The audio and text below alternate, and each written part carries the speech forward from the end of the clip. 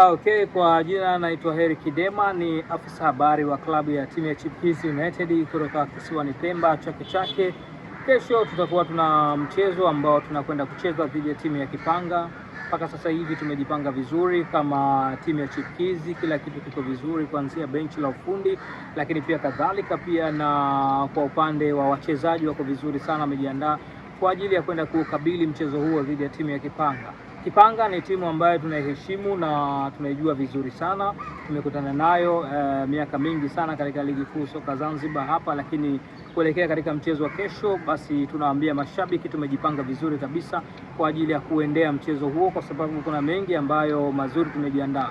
Hizi ni alama tatu muhimu ambazo tunakwenda kuzitafuta mbele ya timu ya Chipkizi United. Tunahakikisha kwamba kesho hatucheki na wowote. Kauli mbiu yetu tunasema kwamba tumechoka unyonge. Unyonge tumeuchoka, tunahakikisha kwamba alama tatu tunakwenda kuzichukua mbele ya Kipanga. Lakini si mbele ya Kipanga na mwingine yoyote ambaye atakayekuja mbele yetu. Sasa hivi tunakwenda kuchukua alama tatu. Pira karafuu tunakwenda kulipiga kwa siku ya kesho. Kwa hiyo mashabiki ambao wapo hapa nyumbani kisiwani Pemba Gombani wajitokeze kwa wingi pale kwa ajili ya kuja kushuhudia burudani hizi nyingi ambazo tunakwenda kuwaonyesha. Pira karafuu tunakwenda kulipiga hapa katika dimba la Gombani.